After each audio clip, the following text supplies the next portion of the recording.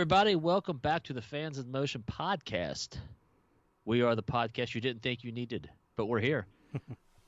I would say it's dedicated strictly to Night Ranger, but as we know, it's not completely a Night Ranger, but it's Night Ranger akin. Hey, it fits into the story. You know, you need 52 cards in a deck to play the game, and these are part of these cards that come into that whole Night Ranger Damn Yankees saga. So it kind of gives you some information and some good stories about what was going on with the Styx camp when Night Ranger or when Damn Yankees was getting together. So you need all of it, man. You need all this information. Plus, it's good stuff. Sticking with your card motive, I would probably be like the Ace of Spades, and Josh would be the Joker or the Wild card. Josh has a way of also doing I love the 6 degrees of separation, and I think Josh has a fantastic way of doing that when he gets these interviews, because he can tie anybody we interview to the band we love from Northern California.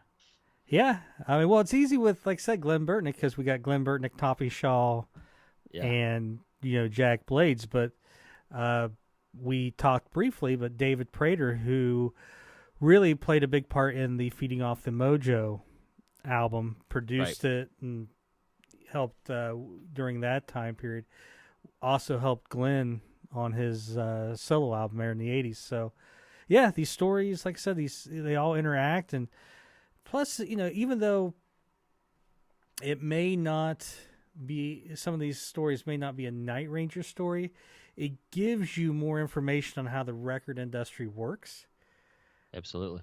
And it maybe gives you different ideas or ways to look at things, especially with how Night Ranger had issues with their record label. Throughout the 80s. So, and like I said, they're just great stories, and he's Glenn is a terrific songwriter and everything. So it's I couldn't pass up the opportunity to have him on. Yeah, well, so getting into the introduction to this episode, what we're doing now, this is part 2 of the interview with Glen Burtnik. If you haven't listened to or watched part 1, you really need to do it. I wasn't part of that interview, but I went back and I've listened to it since, because I am a fan in motion, and I want to support my pod brother here. It was a fantastic interview, Josh, and I know you and I have talked about it off the air, and I think you've had comments on the page that I think are well deserved. You're a really good interviewer, and I think you asked some really good questions. I think the interviewees also, I think, like the questions that you throw at them, as evident if you listen to or watch the first episode of Glenn.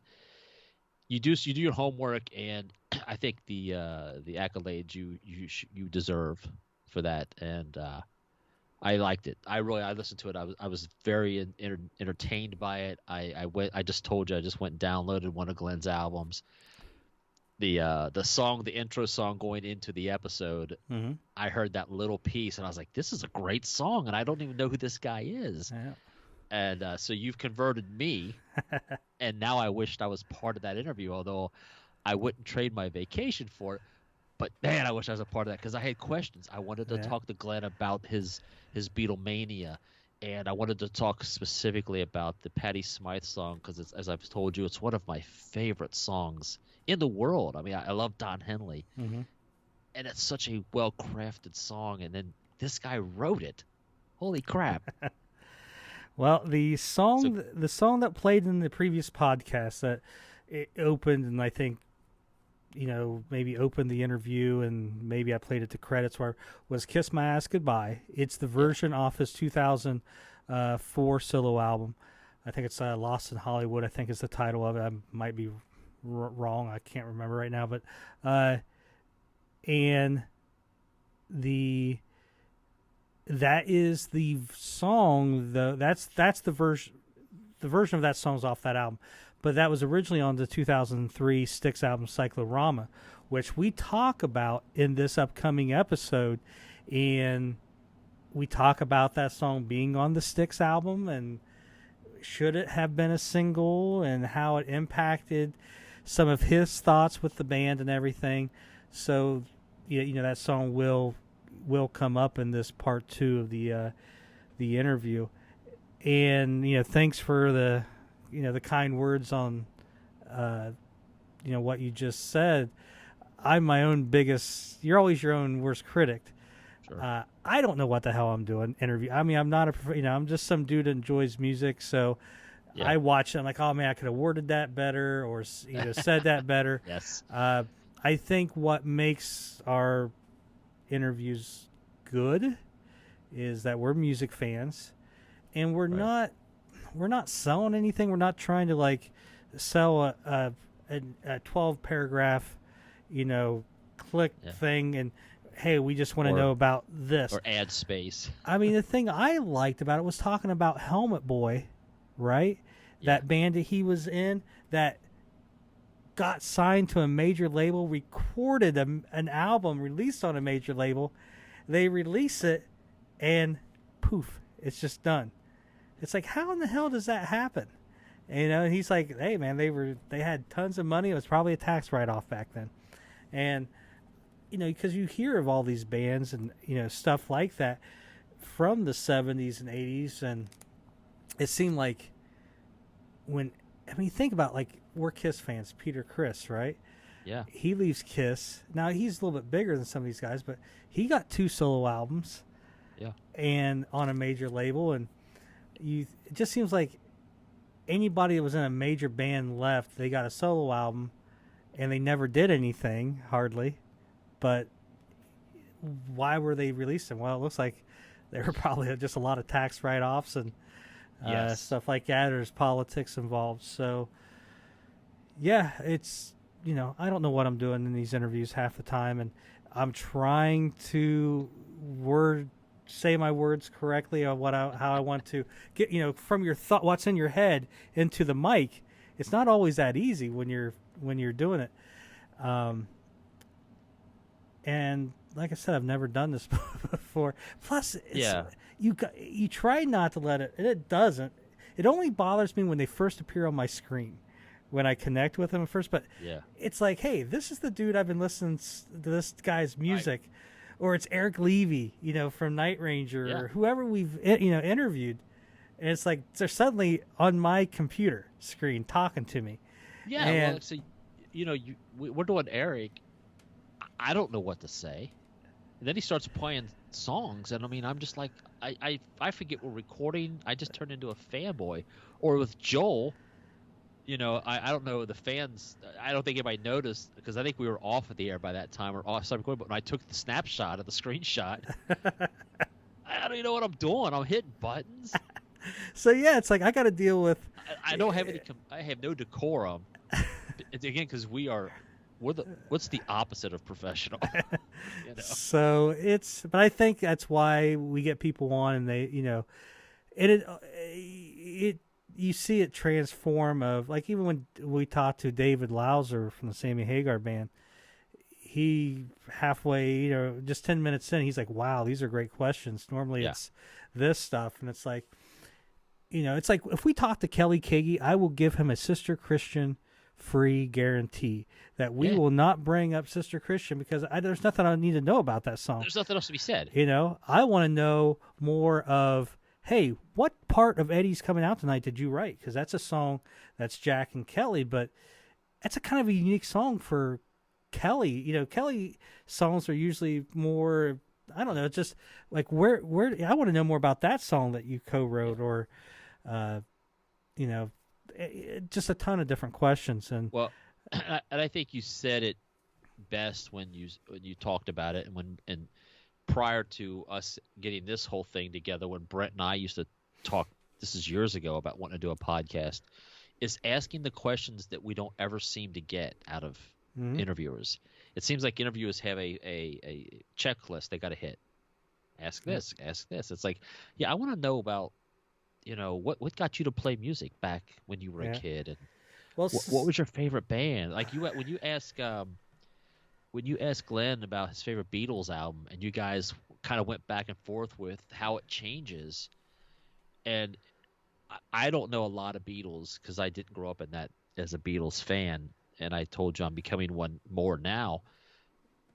But the funny thing is, the only album I really know is Rubber Soul, and you guys didn't even get to that till after you named every other album. And then he's like, "Oh, you can't forget Rubber Soul." And I'm like, "Yeah, that's the one I know."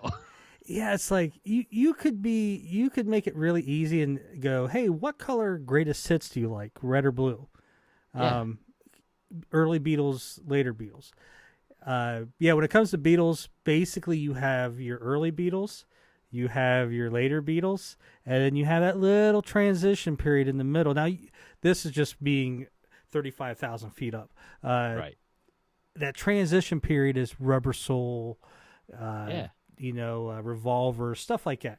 At least that's how I look at it. And then you have, Help and Hard Day's Night, early stuff. You have that transition period. Then you get like White Album. And the reason I even know the Rubber Soul album is I used to work at Circuit City, way back in the day. And the department I worked in, we had a CD player that just played music in the area just so we had some music playing. And my boss always played Rubber Soul because it was non-offensive. And I just got to know these songs. So I'm like, man, these Beatles are pretty good. Yeah. These kids might make it.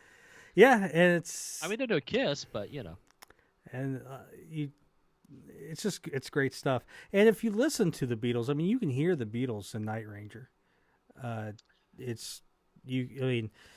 You can hear that. Beatles influenced Kiss. Yes. And you can hear some Beatles, some of these, definitely like Gene's playing. Gene has some of his bass lines definitely resemble some McCartney stuff. But definitely with Night Ranger, the vocals and the choruses, you can see, where the family tree, where they were Beatles influenced. So, well, just touching on Kiss, part of their formation was they wanted all four members to be able to sing, just like the Beatles. Yeah, and Ace is suspect, but and I think he can sing. And everyone from that period has. I like hearing those stories of, where were you when you discovered the Beatles? Because they all, we don't, and, we talked about that in the first part of the episode, but our generation didn't, that was already past, but we don't realize and kind of like how he said was they were just more than music. They were basically the news cycle there for years. It was 4 or 6 years. He said it was everything. Yeah, probably from '64 at least in the States to 1970 when they broke up, and even after that, they were still, even in their solo careers, Well, and getting back to Glenn and you talking about his songwriting prowess and how he really is a good songwriter, and again, base it off just the one song that I heard from you. We could probably do it. It probably wouldn't tie into Night Ranger at all, but we could probably, being the music fans that we are, do an entire episode of bands and songs that people should know and they're never going to hear. Yeah, because it's a tax write-off that they didn't promote the album, or they're a legacy act that only people want to hear their greatest hits. Brent and I talk about Loverboy. We're big fans of Loverboy. Loverboy put an album out back in 2008 it might be one of the best things they've ever done. And I don't know of anybody that knows the album besides me and Brent. I don't know if you know it. No, I was never. I don't know if you're a Loverboy fan, but for them it's a fantastic album. Yeah. And never. Well, it's how you're describing Loverboy right now is how others look at these Night Ranger albums. Yeah. Hey, Night Ranger's got these 3 albums they've released in the last 10 years. They're great, but no one hears them. Well, people hear them. The Night Ranger fans that, go out and seek that stuff. But it's just, that's how it is. I get so irritated with people in general.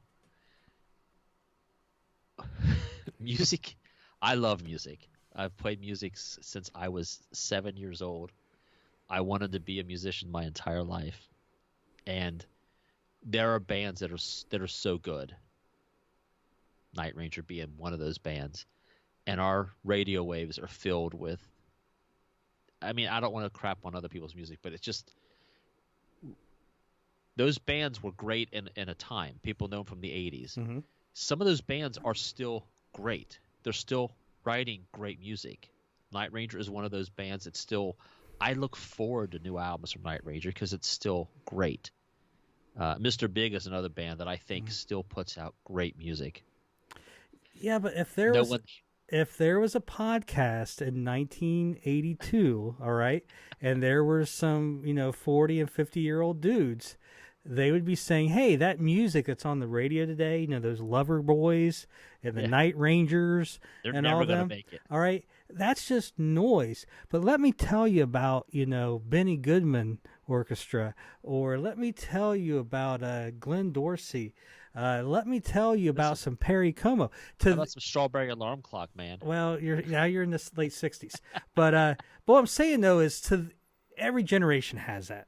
All right? And guess what? There was probably some great crooner music being released in the 70s and 80s that no one gave a shit about. Yeah. And I think that's a shame. And it's a shame on all of us for that, too. But I just think that even our generation, Josh, I say to all of my friends on the face web there, listen, Night Ranger didn't stop after we graduated high school. Give him a shot. True, but listen, kids that are teenagers in their 20s, that would be like me saying, "Hey, dude, I know you're into music and I know you like Night Ranger, but I want to give you this Perry Como album. I want to give you this Andy Williams album. It's really fucking good, man." Yeah. I'm gonna give you this Glen Burtnik album. Well, listen, now when I say to the people, listen, the people listening to this, they like our kind of music, right? So, yes, I'm going to tell them, get the Glen Burtnik, Palookaville, or whatever, because if you like Night Ranger, you're going to like that. Yes. I'm not going to my 16-year-old stepdaughter and saying, "Hey, I'm pushing, here, I'm pushing this music on you." Your best bet with them is just to have it on in the car. Yeah. And something like I had Springsteen, The River, in my car there for a while a few years ago, and they ended up both liking that title track. And that's how you get it with the younger. By osmosis, yeah. So. All right, well, let's move. We could go on all night about this, and I would love to, but yeah, when it comes to the interview, like I said, I don't know what I'm doing, but it was nice seeing some of the comments left on Glenn's page, and someone posted that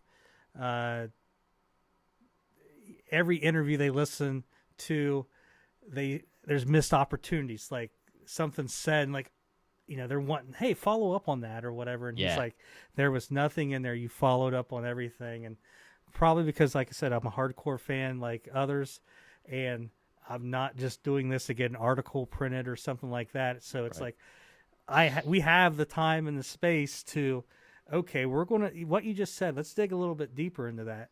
And it's not for everybody. It was, it was a 2-hour episode, and not everybody's into that. This will be another probably 2-hour episode. You got us yakking at the beginning. You can skip well, that. We'll try to. Well, and I'll say this one last thing. The great thing about what we're doing is we do give them the room to stretch their wings and say what they want to say. We're not under a constraint. Let them talk. They want to tell a story. Let them go. We're not trying to cut them off or edit anything unless that it's something they don't want out there. And we're doing this for fun. We want to be a good product, but we're not selling anything. We're not chasing views, anything like that. This is truly a labor of love. And it's nice getting this stuff on the record. Not necessarily with Glenn. I mean, Glenn's does tons of probably interviews like this, but even like with David Lauser. Yeah. Greg Eckler. They've done lots of interviews, but I want to like David living with Jeff and Fitz. Yeah. Fitz coming down, turning the TV. Those are the stories I want on tape, and I guarantee that story's never been told anywhere else. So I feel confident in that one. Yeah. So all right, let's get into what do we got to talk about here? Okay. So do we have any? You and I have talked about the show. Have you gotten any feedback about the previous episode that you wanted to talk about? I think we've pretty much touched into that. We got a lot of good compliments from it. A lot of people from Glen's page really enjoyed it. There was people on our Night Ranger page who were also Glen's Glen fans that enjoyed it. Hopefully, some of y'all got introduced to to him and have checked him out. So so the feedback's been good. It's been a good watched episode, and I think people enjoyed it. We're gonna hope they watch this one too. I can't wait to see how this interview finishes up. So, well, in this one, I don't know if that's where you're getting at, but we talk about him kind of leaving Styx. I think Palookaville a little bit more. We get into more of when he rejoins the band with Dennis DeYoung and Tommy Shaw in the band, and then he's in the band when Dennis DeYoung is basically pushed out, and now he's in the band with the guy that he replaced originally, which is Tommy Shaw. So he records Cyclorama with Styx, that 2003 album, and they recorded the song Yes I Can, which was originally supposed to be on that third Damn Yankees album that we talked about in the podcast previously. So, he's met Jack, and Jack's been around because he was in the band with Tommy. But he actually sings Jack's part on that track. And you remember how we were talking that there's no copy of that Damn Yankees third album that's ever surfaced? We joke. He goes, he may have that recording because they gave him a recording of it to learn. Oh, okay. So he thinks he may have that out there. So how sweet would that be? So we talk about the whole Styx thing, him leaving Styx, doing another solo album, and then Dennis DeYoung invites him to play in his band. And we talk about that. And then one thing we don't talk about in the interview, because we actually talked about it before we recorded, was he was in Dennis's band when Jeff Watson from Night Ranger joined Dennis's band. Now, Jeff was only there for like a 2-week stint. But it counts. But we forgot to bring it back up because we'd already talked about it. But after that, we kind of messaged each other a couple days after we recorded. And we're like, I don't think we recorded that Jeff Watson part.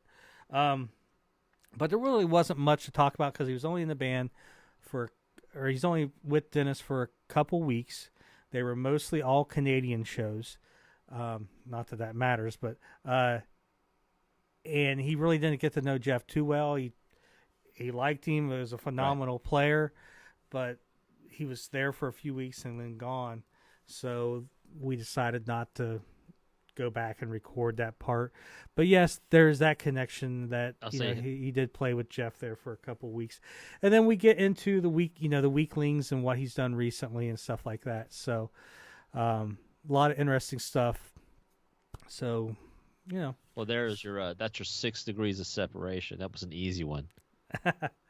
6 degrees. So let's move on to, there is a little bit of Night Ranger news as of this recording. Now, we don't have Brent with us, so we don't have all the flashy graphics and stuff to give you, but we can at least talk about it. You want to talk about what happened, as of this recording, what happened last night? So Night Ranger played a live show in Shipshewana, Indiana. I've been there once years ago. And it looks like it was a normal show. I mean, I know they had 50% capacity. Right. We had. What's great about this page is we were getting stuff in that day. Cynthia Bender, Mike Smith, and Janice. I'm gonna probably screw this last name up. Rabachka. I couldn't put that one together myself. Hopefully she'll correct us. So Janice Rabachka, or however, you're gonna have to pretend like you're a rock star, and we're gonna have to change this down to Janice Robot or something like that. Yeah, so those three have posted a lot of stuff on the page of videos and stuff like that. So it's great. It's, you're getting real-time stuff. We saw a set list. I'll pull the set list up here. Some merch. I mean, that's the thing. Yeah, the merch. I loved, and I was like, that's what, when I go to shows, especially Night Ranger shows, that's what I do, because I go to shows that a lot of my friends can't make. Especially when I was living in Columbus, I would go up to Cleveland, and Brent wouldn't make the run to Cleveland, and I would just take videos or take pictures, and all my friends that are Night Ranger fans are like, yes, and that's what's so great about the page is now we've got this 1,500 strong network of friends. Mm-hmm. So it's like, hey, don't forget about us sitting at home with our iPhones staring. We're waiting for an update. And like I said, I've always argued that, and I get it that the band's not really promoting it. It's COVID and they're playing a live show, but they posted on their Instagram. Yeah. But they didn't post on Facebook. So it's just nice that at least there's something out there that's keeping the Night Ranger fans in the loop. It was, a typical set list. I mean, you're going to get that. Touch of Madness, 4 a.m, Sing Me Away, Coming of Age, Rumors, Secret of My Success, Alice and Ozzy, Night Ranger, High Enough, Goodbye, When You Close Your Eyes, Don't Tell Me You Love Me, Sister Christian, You Can Still Rock in America. I'll take it, but yeah, they posted just a picture of their guitar rack on Instagram. So, but yeah, we got live video of them performing and pictures of the merch table, and it's great. I don't know if any of the fans of I want to see like Fans of Motion members like meeting and taking pictures, but there's only a few that was able to make it out there. And Ships One is out in the middle of fucking nowhere. They did post that they have a bar. Yeah, I saw that. And I thought that was a dry town. Now, I haven't been there since, when was I in Afghanistan? 2013. I just had my guitar player was up so there. So 14. So I haven't been there since 2014. I didn't go to the Blue Gate Theater. I went to the theater that was downtown. It's a little bit smaller. No booze there. There's no booze else. So it's either one of two things. It's only in that theater, or they've changed some stuff. But it's they had some beer though, so that makes it a little bit nice to kick back a couple and enjoy your favorite band. Well, to all of you that posted pictures and the videos and the set list, I personally thank you, because it makes me smile, makes me jealous. I wish I was there in a different time of my life, just recent past. I would have been traveling all over to see him.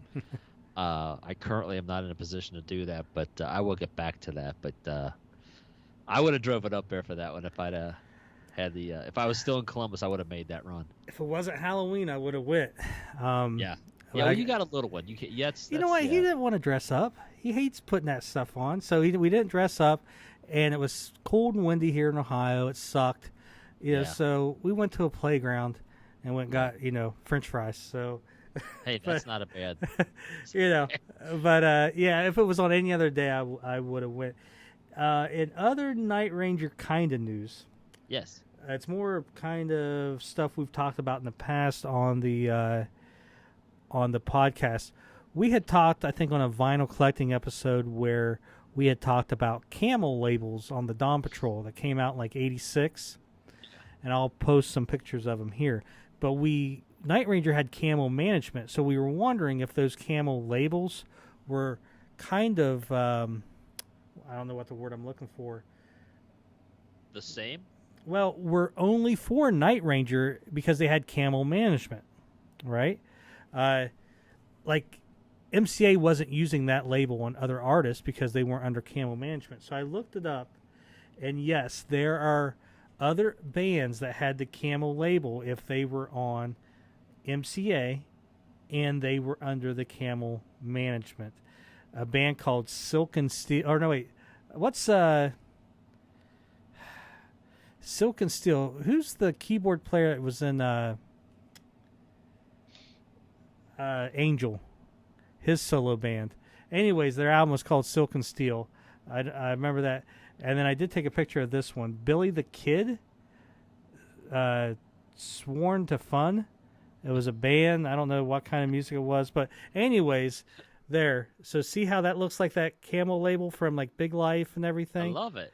Well, they were Camel management. And on MCA... I've never noticed the Camel screaming like that. Is that... Yeah, that's the one that the Big Life and Man in Motion are on. Yeah, I never noticed that. I guess I need to look at that again. So, anyways, that answers a question we had on a previous podcast is, was that a Night Ranger only? No. If you were on MCA and also had Camel management, you got that management, that Camel logo. Very nice. And then the other thing we got is people have posted that, hey, why isn't Sentimental Street and Don't Tell Me You Love Me videos on YouTube? And I can find them on some, like, Sentimental Street. There's a Japanese site that you can go to and it plays it. And there's another site that has Don't Tell Me You Love Me that I posted both links to. The question of why they're not on YouTube, I do not know. I don't think it's a copyright thing just because half their other songs are on there. I don't know. So you can't see the Sentimental Street on YouTube? Or is it Night Ranger not on their page? Because I thought I've seen that. I could be completely wrong. It may have been on there at one time. But Don't Tell Me You Love Me and Sentimental Street are not on there. I mean, multiple people have said this throughout the months, and I always repost those links. I don't know these things. I don't know the answer to that.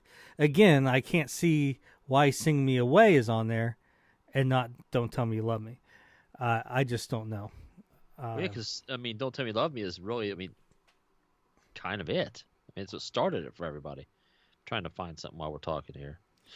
But then if we go to the Fans in Motion page... Right, that's what I was looking something up there. J.C. Powers. That's what I was looking at. All right, go ahead. Go ahead. No, you go ahead. I was just making sure what we were mentioning J.C. Powers and his continual giveaways. Man, he's awesome. Yeah, he did the Jack Blade. Star Access is his company.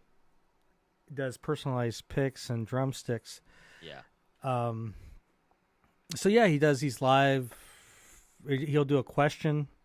You answer the question correctly. You get put in. Your name gets put into a hat, and then he picks the winners and does it as a live feed on the page. So today he gave away Jack Blade's guitar picks. So yeah, very cool that he's doing that. Emily was picked. James Gillen was picked, and Melissa Miracle was picked. And congrats to you three. That's awesome. Yeah. I was working, so I missed the entire thing, so I didn't get to enter. And I would love to have a Jack Blades pick, although a little brag, I actually caught a Jack Blades pick from Seven Wishes that long ago, but it's nothing. It's just a regular thumb pick. It doesn't say Jack Blades or anything on it. It's just one he was using in the show. I would have to That's really as close as I got. Think of what all I have. I got a Brad pick somewhere on his metal ones. Yeah, I've got that, and I've got one. And I got an Eric. I got an Eric one too. But going back to Jack, I think I have a regular guitar pick from him. Yeah, But I do have a thumb pick that did have Jack Blades on it. I do have one. I think I got that from the '96 show. I know I've gotten a few after that did not have his name, and I think I gave those away to people in the crowd or whatever. If it doesn't have a name on it, I'm not, right. I got enough stuff. So like Ernie Ball or Herco or something on it. But I do know I do have at least one with Jack's name on it. So yeah, JC Powers does that. It's really cool. Some other stuff that's been posted just recently. Patty Soares posted something today of like her room in the 80s. Just covered with Night Ranger, and I had a room similar. Yeah, I had 4 walls, and one wall was Kiss, one was Def Leppard, one was Night Ranger, and one was just drummers because I was a drummer, so I had all the drummers, Tommy Lee and Peter and Kelly and all those guys. Yeah, and I was the same way. I'll have to maybe post pictures of it sometime. Mine was a little bit different. Mine was all the autographs that I had gotten. I used to meet all these bands a lot in the 90s. So, you would go across and you'd see Kiss, and I, had Night Ranger. I didn't have a lot of Night Ranger stuff because you couldn't find it in the 90s, but I had like a promo 8x10 they gave me at a show or something like that. And then Ed Hochstadter on Halloween dressed up as Fitz. Did you see that picture? Was fantastic. I mean, I was like, dude, we could probably bring him in and interview him. Yeah. He looked so cool. I loved that. I was. Yeah. I applauded that one quietly. I was like, that's awesome. Well played, sir. So those are just some of the ones that I picked up on. And there's other, there's, we got people posting pictures every day and videos, and there's just so much. And I wish I could touch on every single one, but it's what makes the page great, and it's growing. And it's only going to get better once the shows start starting. We're able to go out and meet people, and people who are out are able to meet each other. And it's... And a quick reminder to those of you that submit stuff to be posted. There's a controlled version of releasing stuff, so we don't, each post can get its proper time to shine. And Josh, I think because you do a lot of that, I don't really approve much of it. I usually leave that to you or Brent. But I think you may want to talk about it, but it's just to give each post its time and not flood everybody with a bunch of posts. And if you post 10 photos from Ship Shawana, right, and I just approve all of them right there, people aren't going to see them. Right. They're going to see the first couple, but the rest are going to be lost. If you post something and I approve it right away, that means there's probably nothing in the queue or whatever, right?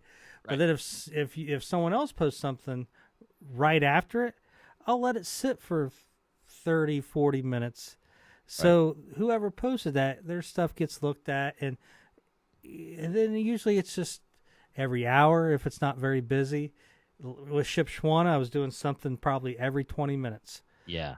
Just so, okay, here's this. Take a look at it, everybody. Everybody gets their feel, their fill of it, and then I'll alternate. If person A posts 4 things and person B posts 4 things, I'll just flip back in between them. And then if someone new posts something, then I'll approve theirs before that. It's just I just don't want people to think I submitted something and I haven't seen it yet. There's a reason. Josh is trying to keep the page active, but not stepping on each other, and let each post breathe a little bit. And if we didn't do this, you would get a lot of dumb shit too. You would get spammers coming on and posting stuff. Yeah. You get people that go to share something, but it's on their page, it's private, so now they're sharing it to a public page.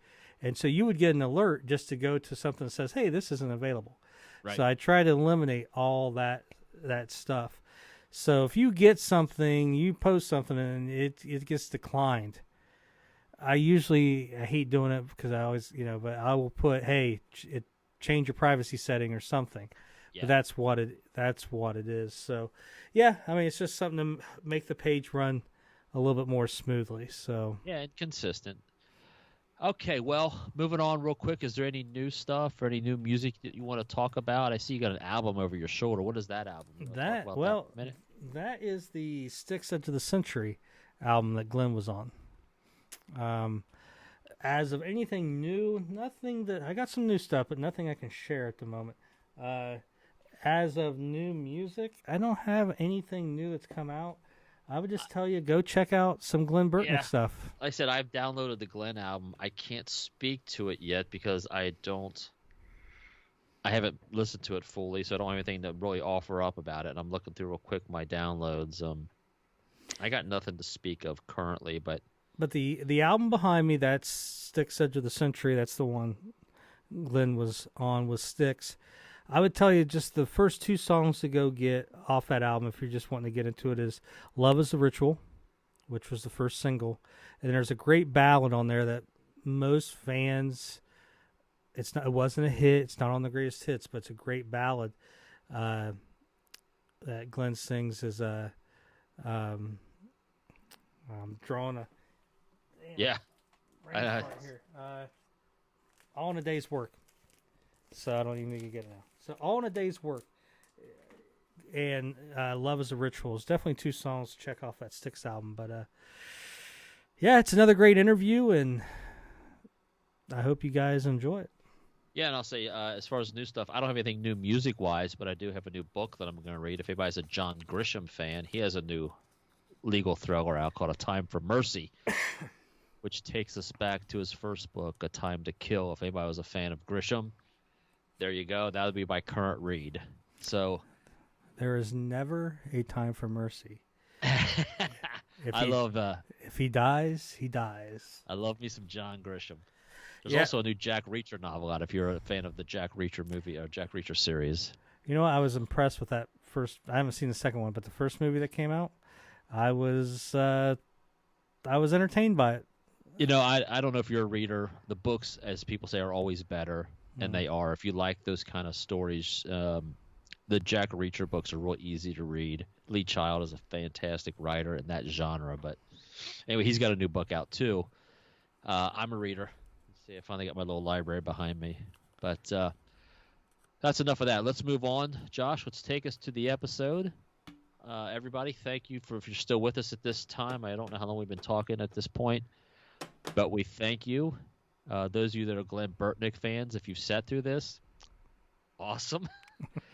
Now it's time for what you've been waiting for, the Glen Burtnik Part 2 episode. Be there tonight at the Lions Club, where words are friendly, it never gets rough. Nobody ages, everybody stays young. Meet me tonight at the Lions Club. Welcome back to part 2 of the episode with Glen Burtnik. Now, this will probably all be in episode 2, Glen, but we'll just want to let everybody know that we did get together on a couple days later to finish where we were at in our conversation. Now, where we were at was basically, it was the scene in Godfather 3 where he goes something like, just when I thought I was out, they pull me back in. So, you know, you'd done Palookaville, you'd had some more songwriting success with the #1 hit with Randy Travis. And then 1999, Styx comes calling. They are kind of still riding the reunion. You had, Dennis DeYoung and Tommy Shaw, James Young still in the band, Chuck playing bass, Todd on drums, and Chuck was having some health issues. Now, did you do any work on Brave New World, or was it to support, like, the tour of Brave New World? I often forget, but I came in and I sang a little bit, like just some background vocals.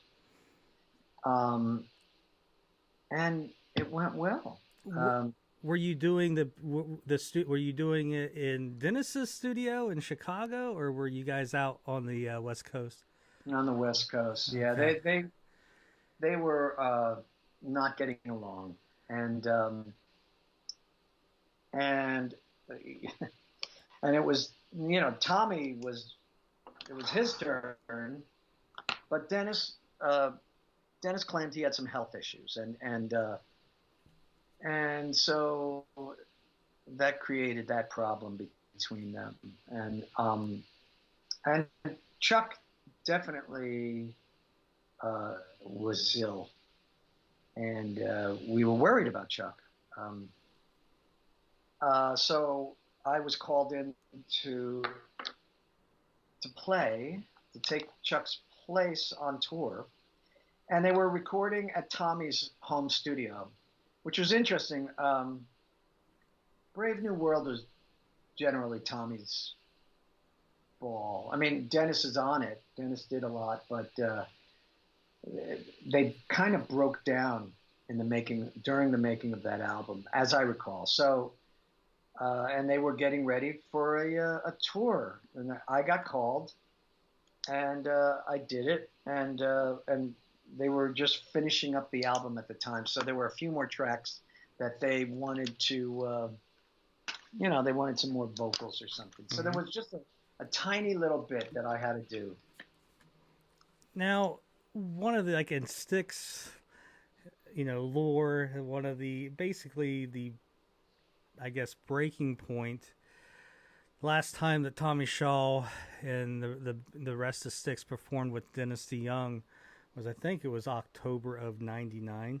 I could be wrong on the month, but it was Styx was scheduled to perform a set for the Children's Miracle Network telethon, and that was the last time that Styx performed with Dennis DeYoung, and you were playing bass with them for that performance, correct? Yeah, that was my first gig with Styx as a bass player. And I can tell you that was June 6th, 1999. Jeez. Like I have with me, I don't remember anything, but I have a list of my gigs anyway. And so that was pretty wild because they really were not getting along. Nobody was talking. They weren't talking to each other. Dennis was also mad at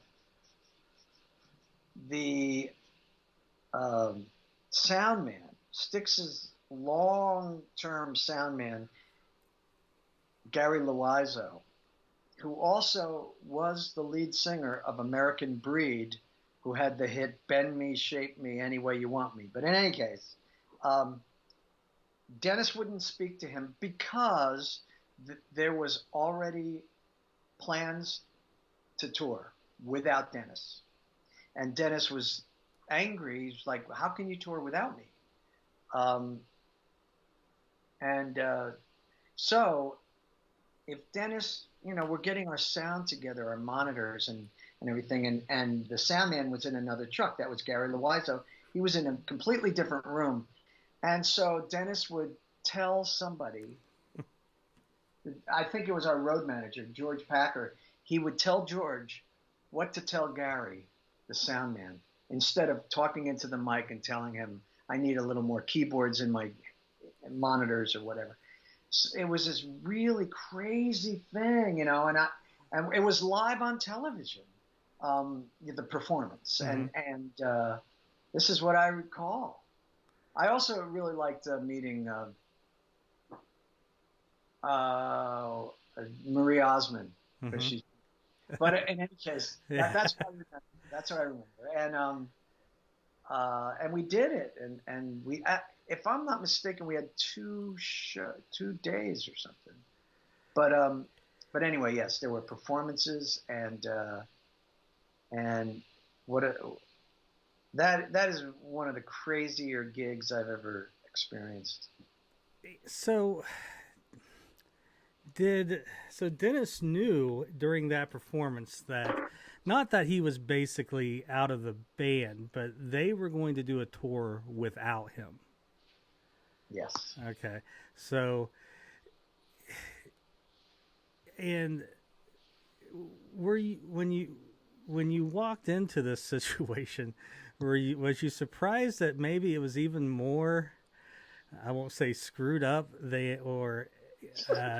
more there was more drama than there was maybe originally, or did you go into that situation thinking, okay, this is probably going to be a little bit did they give you any warning like, hey, things are not quite what they seem, or did you just kind of just run right into it?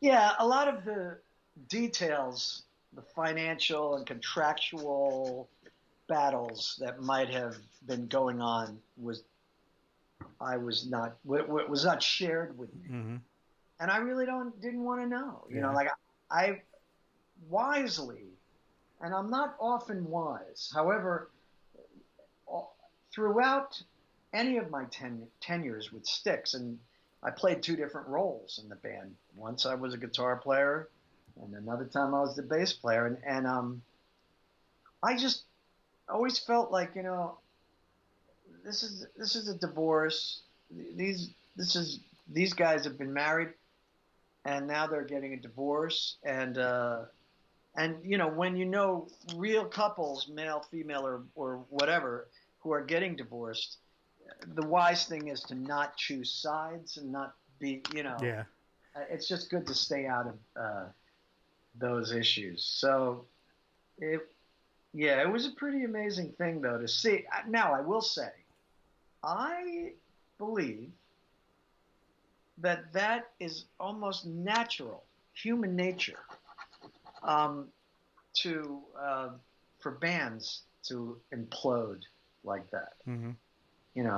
Being a big Beatles fan, you can watch, if you've ever seen the movie Let It Be, you can kind of see them melting down. Journey, for instance. I don't know if there's as much drama in Night Ranger, but I'll bet you there is. I know that REO Speedwagon. I happen to know a lot of these bands. Yeah. It's a weird thing. Like when an act becomes successful, that's usually when they break up. I think of the Jay Giles Band, who they toured for years. They put out album after album after album, and then finally they had their huge hit with an album named Freeze Frame. Centerfold was one of the songs, and they had a number of hits on that record, and then blammo, it was over. Mm-hmm. The band was over. They finally had a hit record, and that's kind of, I just think it's human nature. You get sick of each other as soon as you've made it. There's a lot to it. There's your wives or your family. People tell you, well, they're nothing without you, and all of that. And it's craziness. I always tell people when we talk about bands and stuff, just take your own life and go back 20 years. Go back 20 years. You're probably not with the same person you were with. Your friends are different. And then but you expect your bands to be with the same people who they were with 40 years. It's just, it doesn't even happen in your own life, let alone, bands or, that have been around for decades. Did you have any part in the, them looking for the replacement for Dennis? Or No. was that already, was Lawrence already determined to be the replacement when you joined, or were they still up in the air? No, and I don't know how it happened. I do know that on those 2 reunion tours that they did, I think they opened, at least one, if not more, in Canada. Lawrence opened for them. And he's a really energetic performer. He's a great pianist. He can sing his butt off, and he writes great. He's actually a really great songwriter. So that's all I know, though. He impressed them previously. And Styx has had a lot of success in Canada. In a way, they might have kind of broken in Canada as much as, or maybe even before, the States. Well, I know Sweet Madam Blue, kind of like what you're saying. I think Sweet Madam Blue off of Equinox actually broke there before it did, anywhere else. Now, I've always said I think Lawrence has more in common with Dennis than not in common. But a lot of people, I think, if they have an issue, it's the issue of they don't sound the same. Right. Which I like. I don't want to clone, but I guess, in the case of bands like Journey, I don't mind it either. Were you aware of Lawrence before the audition of Styx? I was not. Was not? Okay. I was not. No, we just, after that Children's Miracle Network show, I mean, gosh. What I don't remember is if we began rehearsals before that show or after it. But but in any case, it was soon thereafter. The Children's Miracle Network was in June. Wow. And then in July was our first gig without Dennis and with Lawrence. So we did some rehearsal. Yeah, right. We probably spent the following month rehearsing. And that's when I met Lawrence. Now, initially, with Dennis out of the picture, was things running smoothly? Were was it a happier environment? Or even without Dennis, did it have that Styx drama with it? No, it was it was fun. It was definitely fun. There was Lawrence and Todd Zuckerman and myself, and we were really not a part of that history. Mm-hmm. To be honest, we didn't have any history. We didn't have any, any drama chasing us around in that band. We were just kind of like, hey, it's a gig, let's have fun. And they're great players. Both Lawrence and Todd is just incredible drummer. And so I was just happy to be playing with great musicians, along with Tommy. I really like Tommy. I love his music. I think that Tommy's a really talented guy. And I should be careful about how I put this, but I prefer I prefer his songs to Dennis's. Yeah. So I recognize that Dennis's songs were the hit songs. Mm-hmm. Tommy had some rock credibility, for sure, and he had a number of well-received songs, but the biggest songs were Dennis's, Broadway-like bravado, and you gotta respect that. You gotta hand it to him. Mm. But my tastes leaned more towards Tommy's music. So being in a band with Tommy was a little more fun for me, really. Yeah. Now, you played bass, whereas when you were in Styx initially, you were, guitarist along with James Young. Now, when you went back to Styx in the late 90s, early 2000s, you were playing bass. Is that the first time, you had kind of started playing bass again, or like live and everything? I mean, was it difficult to go back to, or is it just like riding a bike? Yeah, no, it wasn't. I don't remember it being hard. Mm. I had played in Beatlemania. That was a bass player's gig. Mm. And I had played before then. I had played bass before then. So as well as guitar. And no, it wasn't hard at all. It was enjoyable. In fact, that gig really turned me on to being a full-time bass player, which is fun because when you're a bass player and a singer, you're playing really low notes and you're singing high notes, or at least I've been. And so that's a fun puzzle in your head. And it's also rhythmic. You're paying attention to the drums, and that's a blast, especially for me because I began as a drummer. I studied drums as a kid. With now Styx is kind of going into This new lineup. Eventually, Styx and Dennis DeYoung come to an agreement where he's basically is no longer in the band. Was the reason why there was no studio album during that time, was it because of any of the court issues with Dennis, or was they just trying to, hit the concert circuit really hard and kind of putting the studio album on a back burner, so to speak? They just weren't even talking. Their lawyers were talking. And you mean an album with Dennis in the studio? No. Album, this, you guys start touring in 99. There's, there's no studio album in 99, 2000, 2001, 2002. I just didn't know, was that because of the court issues with Dennis? Is it just... Yeah, that might have been an ingredient, Okay. because they had a lot to get through. But really, what the focus of the band was initially was, can we make this work without Dennis DeYoung, without the singer that everybody recognizes his voice?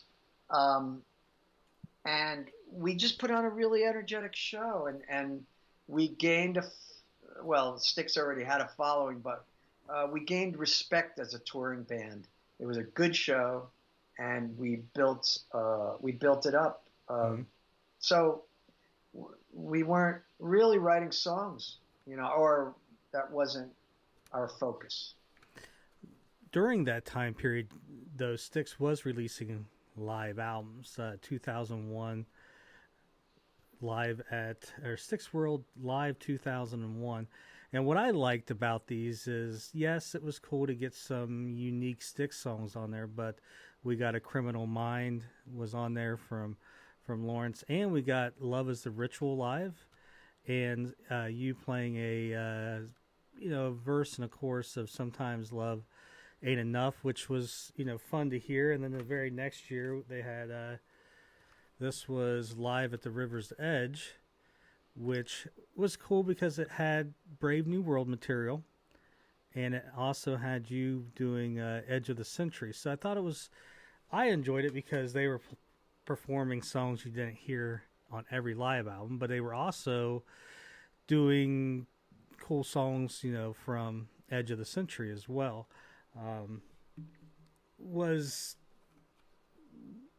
Were you honored when they say, "Hey, let's do these songs"? I mean, because they didn't have to. No.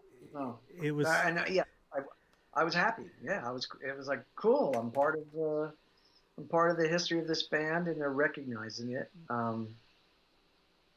So that was cool. Yeah.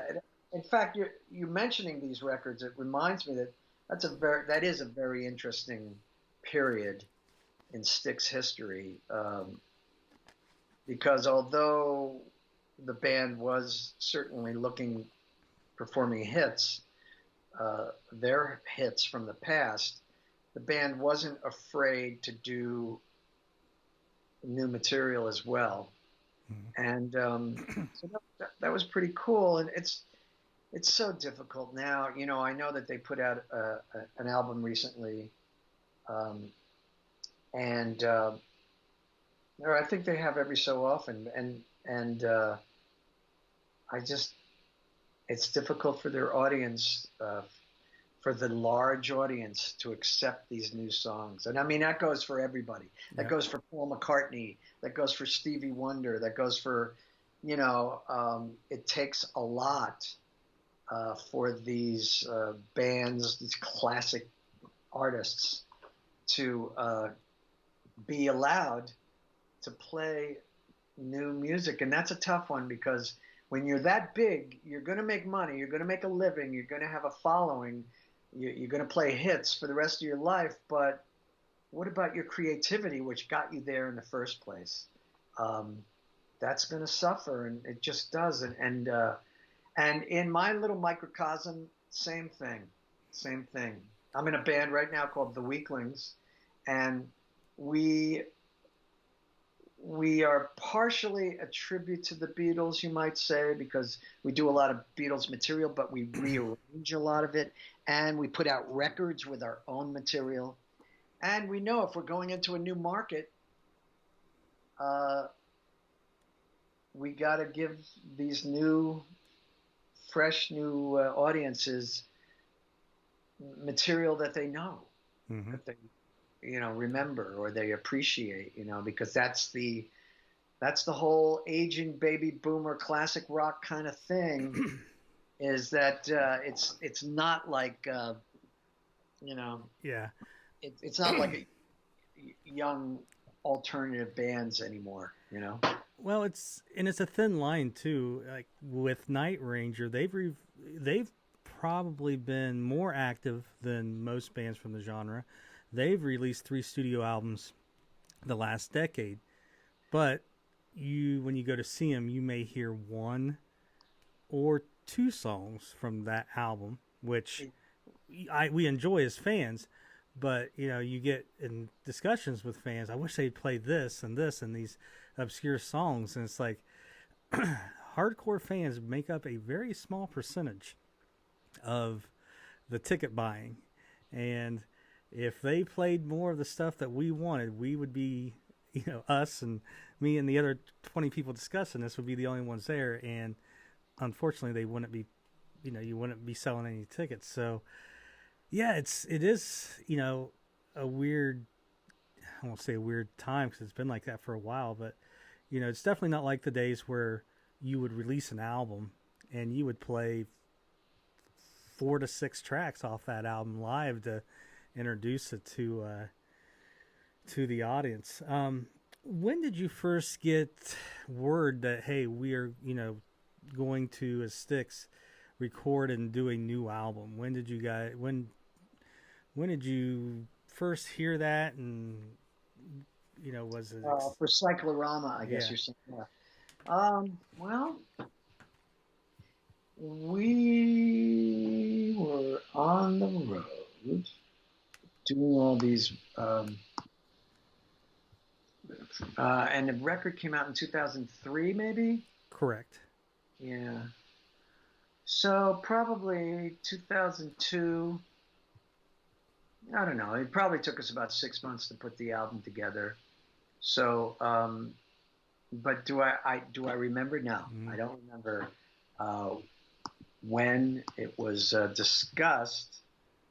But it was a pretty active band, and they continue to be without. But it was an active band, and we usually would be on the road a lot and come home for a couple of months and then go out on the road again and come home for a couple of months. And I think during one of our breaks we said, all right, let's put an album together. And so that was an interesting process, actually. And it is. I was previously in the Tommy Shaw role in Styx. Now I'm in this other role. Now, Chuck wasn't necessarily a songwriter, but here I was a songwriter and a proven songwriter. So it was weird. It was like so on Cyclorama you have songs by Tommy, you have songs by James Young, you have songs by Lawrence. Okay, that's kind of the general Styx formula. But then you also had songs by the bass player. And all of us sang.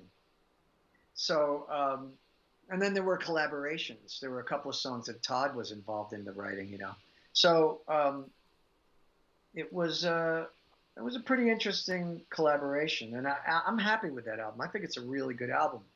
No hits. Well, but, it is my favorite album with a carrot on it. But I agree with you. This is one of my favorite Styx albums. I think the songwriting from everyone is great.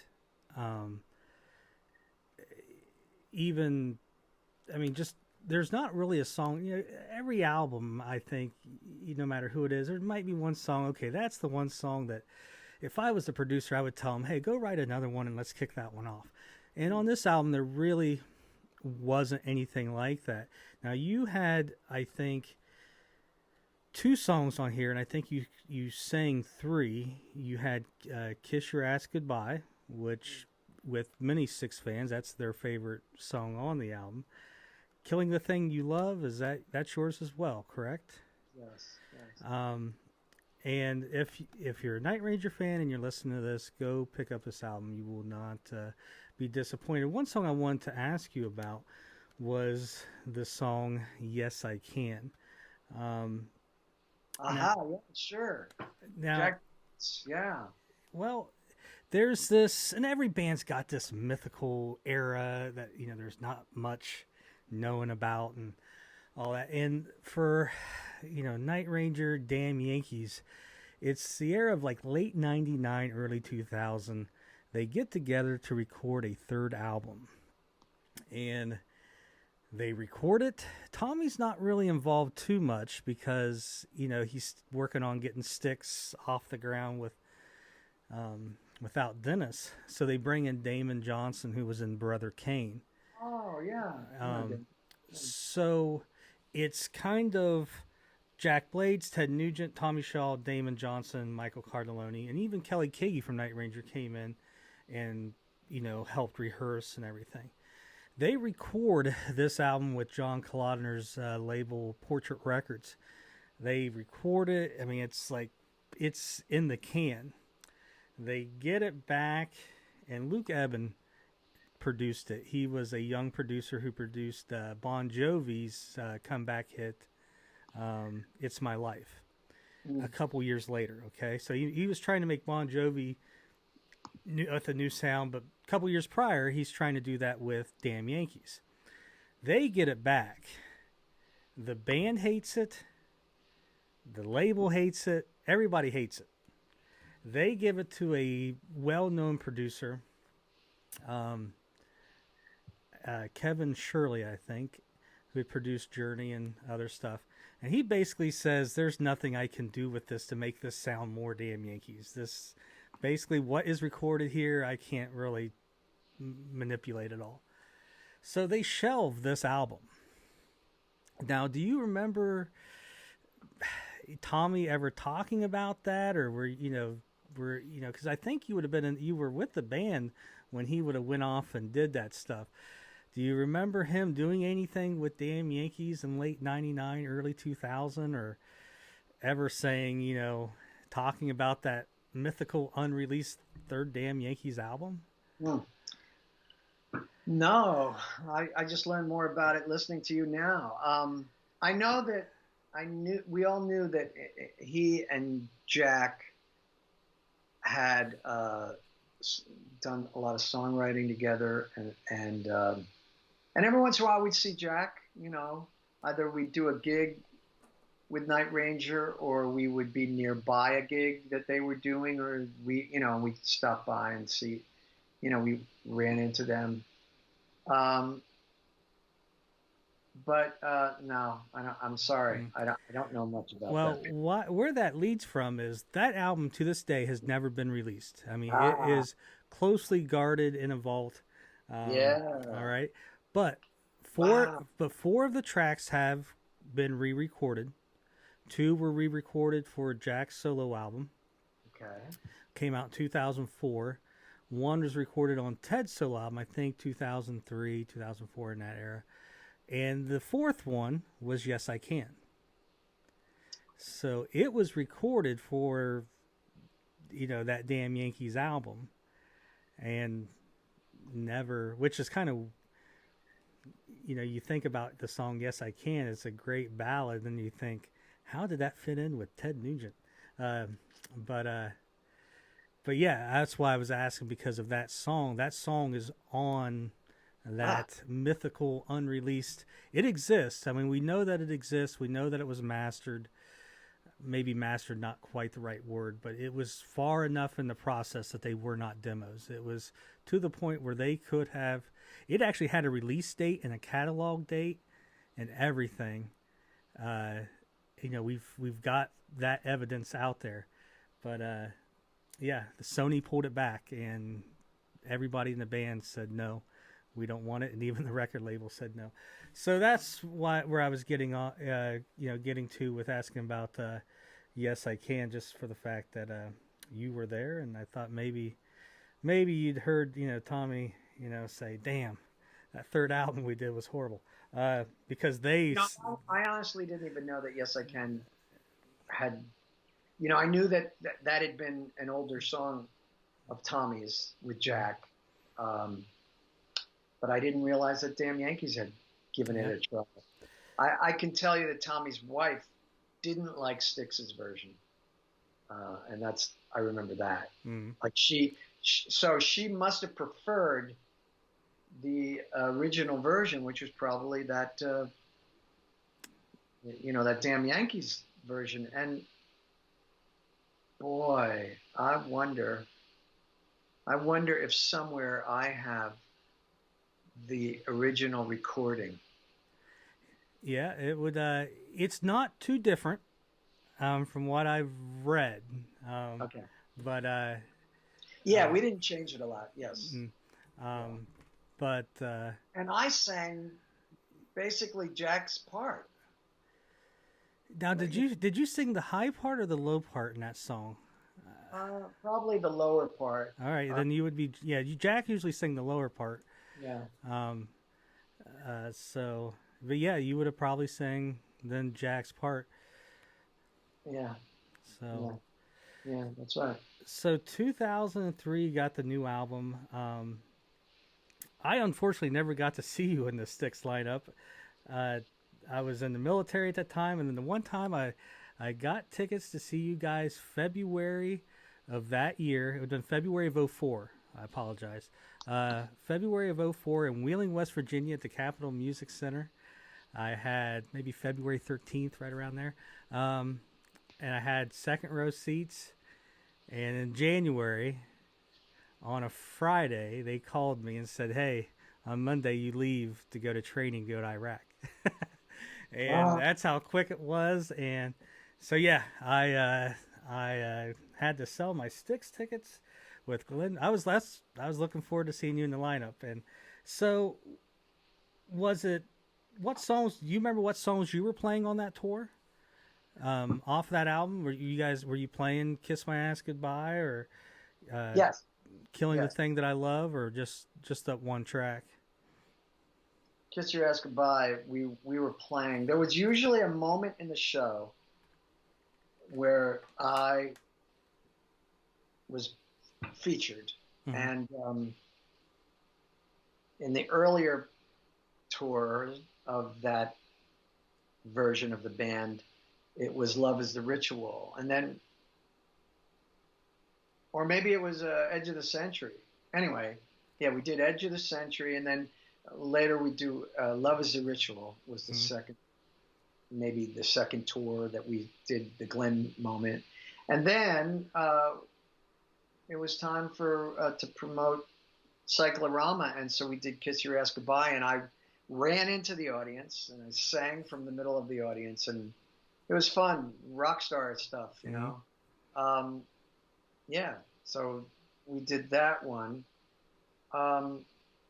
We did the final song on the album, which they still do from time to time. "One With Everything." "One With Everything." We had done a lot of the songs off the album live, but I don't believe we ever did "Killing the Thing That You Love." I don't think we ever did that one. So, where does the because eventually you leave this version of Styx. You can correct me if I'm wrong. In 2000 and at the end of 2004, does that sound about right? Somewhere in there, 2005. Something. No, like 2003 or 4, something like that. All right. I don't even know. Well, I know you were still with them in early 2004. I'm pretty darn sure about that. But so was it just the fact that, was it, wanting to stay home with family, just they were on the road all the time? Is it, well, I guess also, a question too would be, is it tough being in a band with so many songwriters when you're a songwriter, who writes as much as yourself, and you've got so many songs, Yeah. and you only can get 2 on an album. I mean, does that factor into it as well? I mean, Well, it was hard to say goodbye to the money. Styx is a very successful band, and my marriage was in trouble, and I was kind of out of hand, to be honest. So I thought I would try to save. I had 3 kids at home.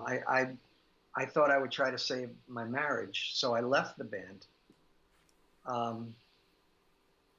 And that was the main reason. But yes, I was deeply annoyed when we released Cyclorama and Kiss Your Ass Goodbye was not the single. I just was. Because to me, I thought that was obviously a hit single, and that deserved the kind of promotion that the first track out of the box deserves. Now,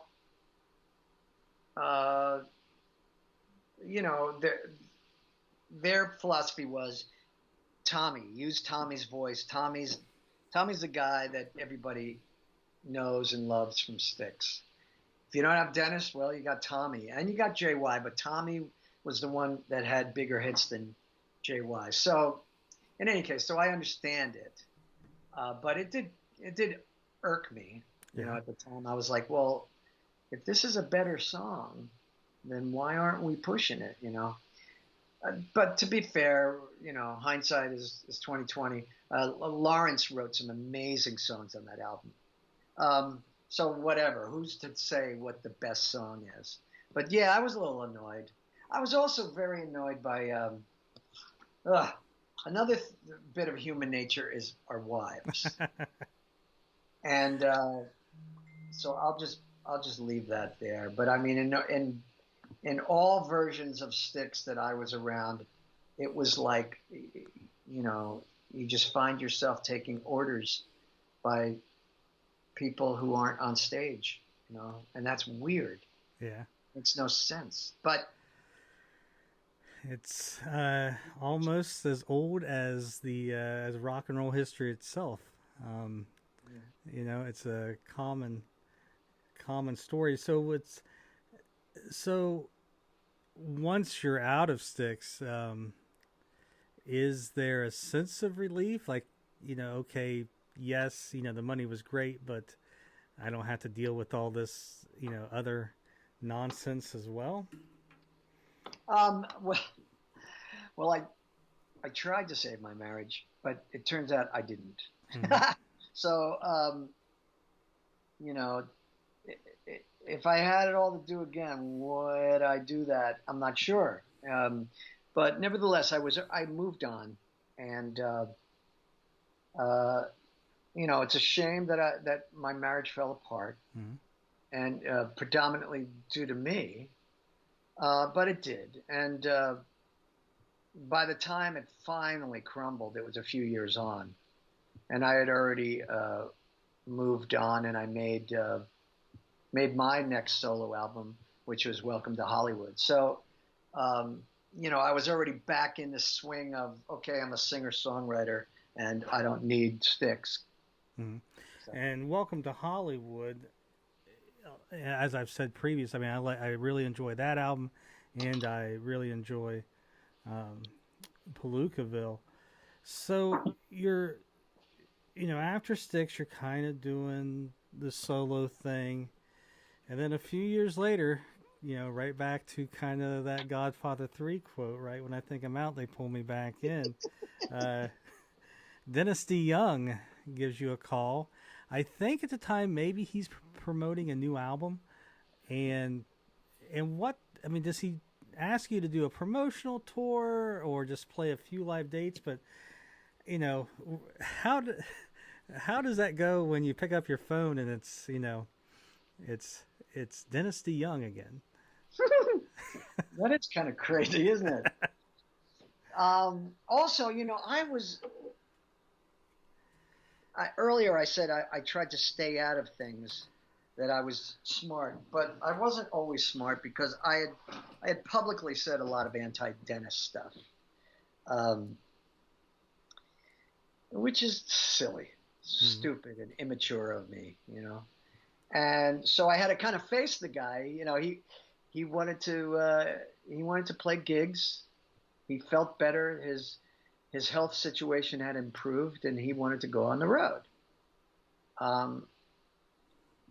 So he thought that including me, would help add some kind of, some connection to Styx, because I had been a member of Styx, the last Styx, or one of the last, I had been a member of Styx. So now what annoyed me, the biggest thing that bothered me was that I just felt in Dennis's mind, all I was Edge of the Century, Love is the Ritual, All in a Day's Work. You know, the songs that I wrote and sang on Edge of the Century, that was it, you know. And so he would have me play. So I played gigs with him, but it was like I was sick of those songs. Those songs were 10 years old or something. And again, they weren't hits. Yeah. Well, so if I'm going to get up and play songs that the audience doesn't know, then I'm like, well, I've written great songs since, or songs I like, you know. So that was it was annoying, but it was Dennis's gig. He was paying me. And so really I was like, okay, Dennis, what do you want me to sing? I'll do it. Well, that's kind of, I guess maybe people don't think about, or they don't want to think about. It's like, the last top 40 song that Dennis wrote, you would say, is 1991. The last top 40 song maybe Tommy wrote would be 1992. And you take whoever else you want to take into that equation, and it's like you have two number ones in two different genres after all those guys.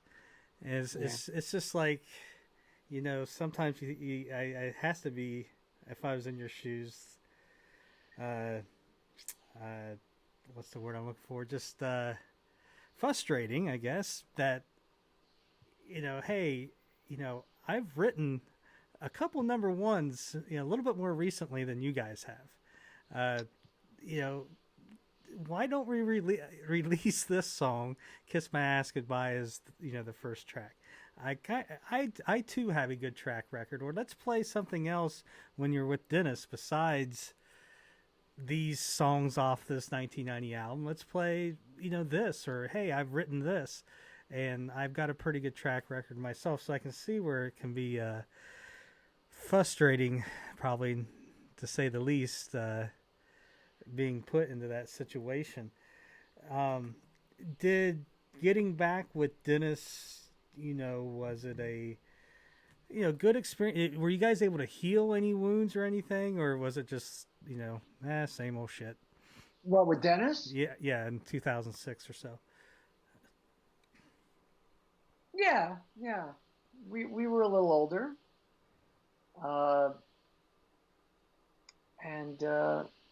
It was fun for me to get in front of a larger audience. But it's just not my cup of tea, And after a while, I just didn't feel like I belonged doing that music. I wasn't really, unlike Todd Zuckerman. Todd grew up loving Styx and, wanting to be in that band. And so for him to become the drummer for that band, it's a beautiful thing. But unlike Todd, it was like I didn't like Styx. I wasn't a big fan or anything. I would just hear some songs on the radio, and some I liked and some I didn't. But, I could take them or leave them. I wasn't a fan. So did I belong in Styx? No. I mean, ultimately, in hindsight, it would be different if I wrote or had sung a song that was very successful as a member of Styx, but what I contributed to Styx didn't really click ultimately, and so be it. That's cool. I just move on. Well, I think in the Styx world, I think there's many fans that would disagree with you in that. I mean, yes, you're on the 2 studio albums, but I think there's a lot of people that enjoy Edge of the Century, and your songs on there are a lot of the standout songs. So, in the fan community world, I think, and that's the exact reason why Dennis called you in 2006 is, yes, your name does have, value when it comes to a Styx audience. What did you do, when you and Dennis kind of separated? I know eventually you end up performing with the Orchestra, which is previous band members of Electric Light Orchestra who put a band together and went out and played all their hits from the 70s, and you played bass and sang with them.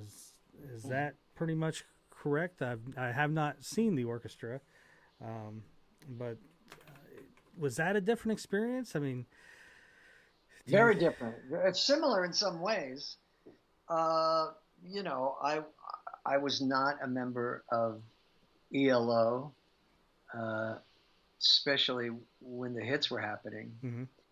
But the story as I know it was Jeff Lynne broke up ELO.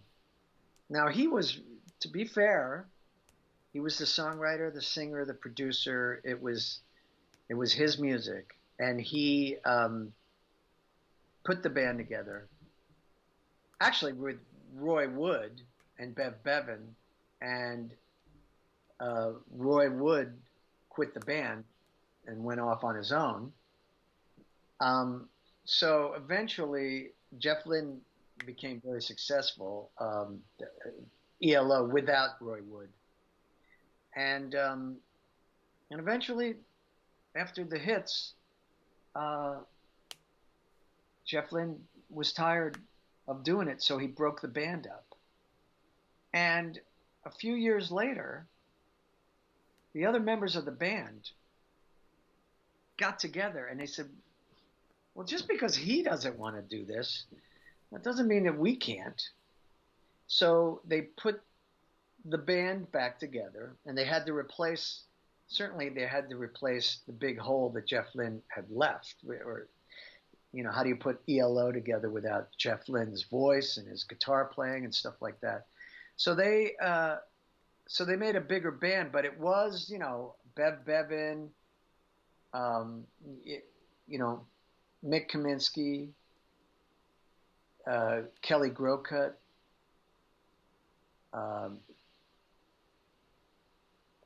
Lou, certainly, Lou Clark. They had for a while, they had the cellist, who I never met. Mm-hmm. But anyway, so a lot of that band got back together, but without Jeff Lynne, they said, let's call ourselves ELO Part 2. So they were that band for, 20 years. And as I've heard it, Jeff Lynne made a solo album. It was years later, 20 years later, he makes a solo album, and he shows it to the record label, and the record label says, awesome, great album, but you'd sell more copies if you didn't call it Jeff Lynne, if you called it ELO. So at which time Jeff did not want there to be a ELO Part 2 while he was putting out an album called by the band ELO. Mm-hmm. And he didn't want to get that band back together. So so he sued the band, and they as it came out, they had to change their name to the Orchestra.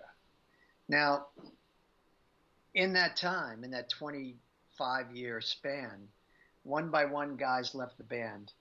When I first started playing with with the orchestra, Bevan was there, but then he left. And well, what really happened was Kelly Grokut passed away suddenly. The original bass player, he sings on all of the ELO hits. In the backgrounds, you can hear him. And really, really talented guy. And he suddenly passed away. And I had a friend in the band, Eric Troyer, who called me up and said, "Hey, are you available?" And the timing was really good. I needed work. I was newly divorced. I was broke, and pretty much. And it was a good gig, and it is a good gig. And so I was really happy to learn those songs, and I really like ELO music. Mm-hmm. A lot of great pop songs, Well, I think it was John Lennon that said, I don't remember the exact quote, but he said to the effect that if the Beatles had continued, he thinks that they would have sounded like ELO. He said that in the 70s. Yeah. He said something like, I think what he said was it's like ELO or like Beatles Jr. or something like that. Yeah. But yeah, something like that. There was, definitely. Jeff Lynne totally, he's a Beatles fan, and you can hear it in the music. So you're doing the orchestra, and you still do the orchestra, correct? I mean, that's still an ongoing, I mean, maybe not in 2020, but it's still, you guys are still doing tours and everything up to this time, correct? Yes, absolutely. In fact, pretty much the biggest, pretty much the biggest audiences I've ever performed with have been with the orchestra, and all over the world. I've been all over the world with that group. The Middle East, the Orient, Eastern Europe, and all of Europe. Just really amazing, and throughout the States as well. Just great, really great experiences and great audiences because they love that music. This is totally off subject, but just something always struck me weird was Bevan played on a Black Sabbath album. The Born Again album with from Ian from Deep Purple on vocals. But I just remember Bevan, wasn't he in ELO, and then he's on a Black Sabbath album in the mid '80s.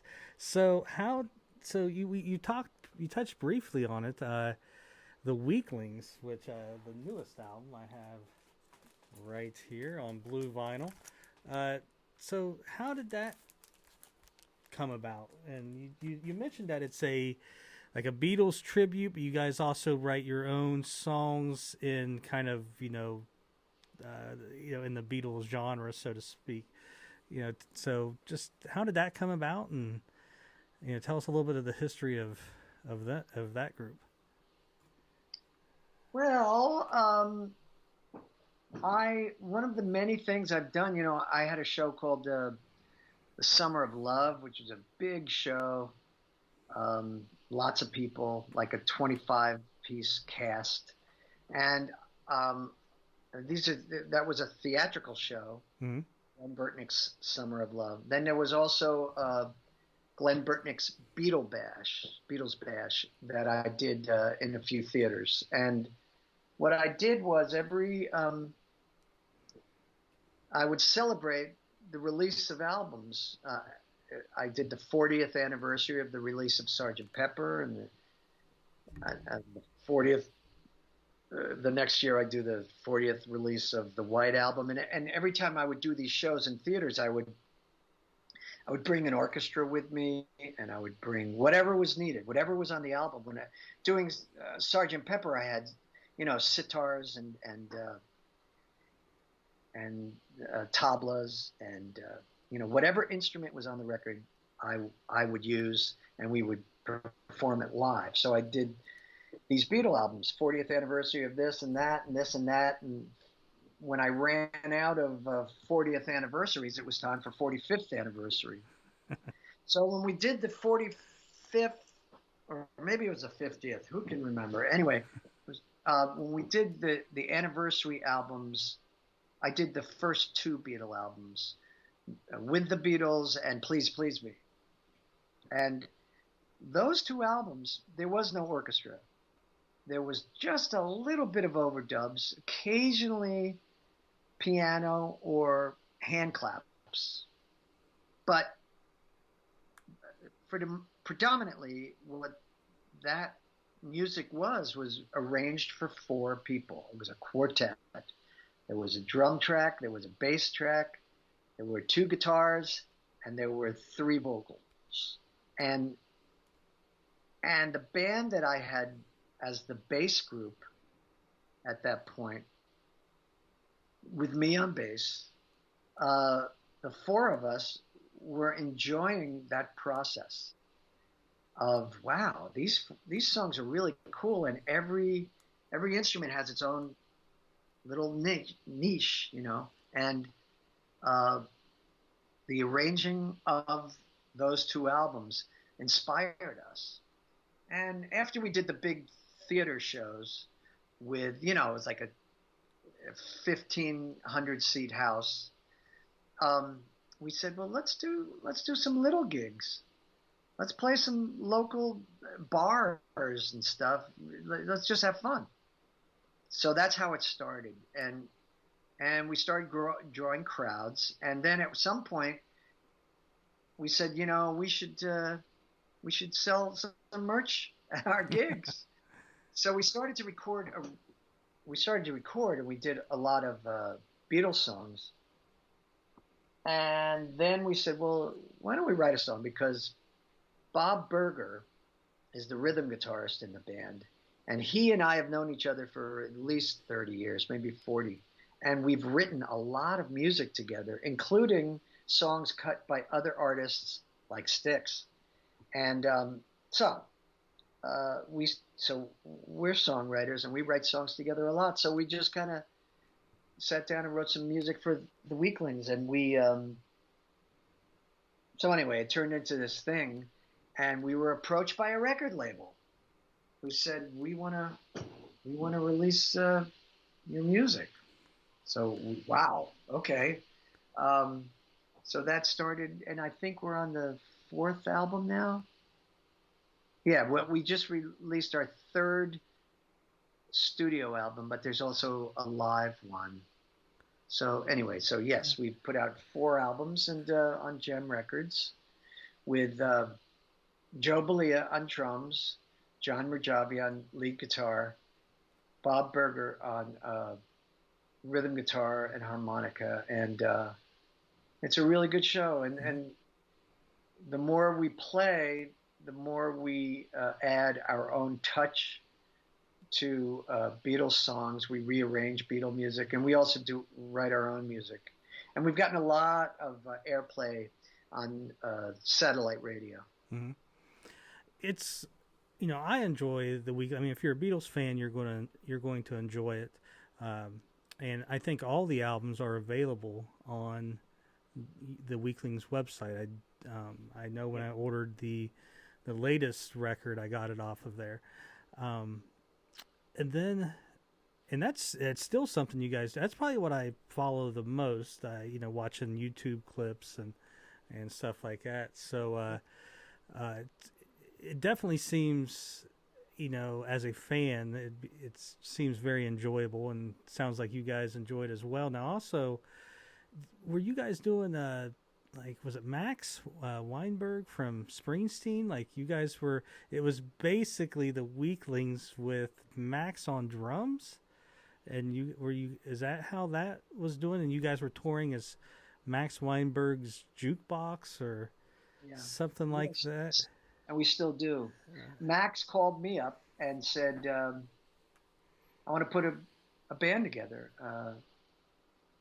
And I want to call it Max Weinberg's Jukebox. And we did a couple of gigs. There was a wedding we played, and a few things, and there were a couple of different players, but I said, Max, I have this band, and it's just a couple of us, it's just four of us. Why don't I invite those fellas? And we did, and Max loved my two partners.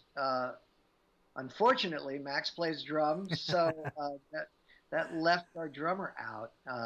Occasionally, we will have Joe on gigs playing percussion, but in any case,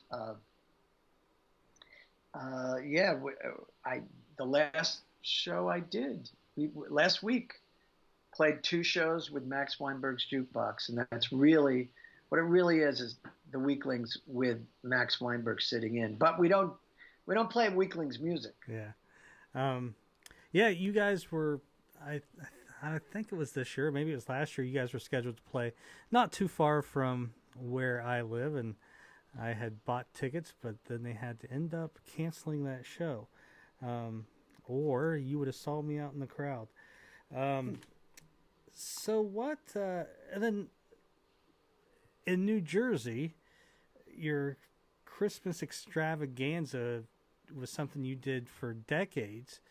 And Yes. then, are you, is it something that you're still continuing? You're thinking about talk a little bit about those, especially to us that don't know much about those.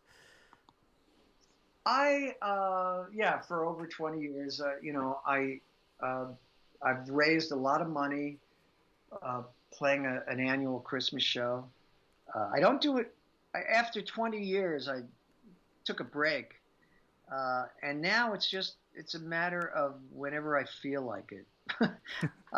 When Christmas rolls around, I say, well, maybe I feel like it this year. It reminds me of Larry David with his Curb Your Enthusiasm show. Sometimes he feels like doing a season, and sometimes he says, I'll take a break for a couple of years, and then he starts it up again.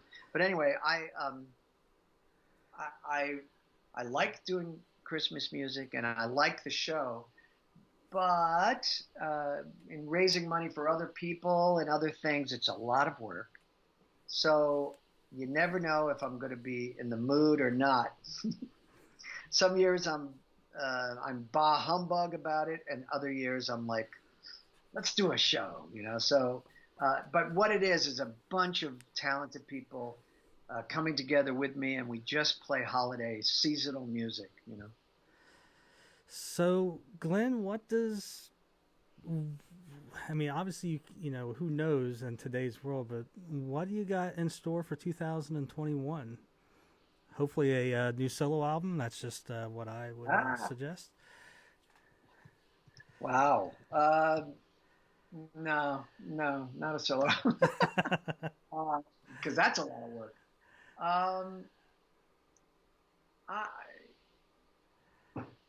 Well, first of all, this pandemic has certainly put a kink in my style. I was in 5 working acts up until everything shut down. What were the 5? You had the Weeklings? I'll tell you, there's a annual Beatle convention called the Fest for Beatles Fans. It takes place in Chicago once a year, and it also takes place in the New York area once a year. So that's 2 shows a year that I play with a group called Liverpool. So that's one group. And then I have had this theatrical show called The Summer of Love. We actually even have an album out. But that's basically music from the 60s. That's act number 2. Max Weinberg's Jukebox. The Weeklings and the Orchestra. 5 acts. And that really kept me busy for a couple of years. And now that's all come to a kind of a halt, sort of. So I'm not really sure.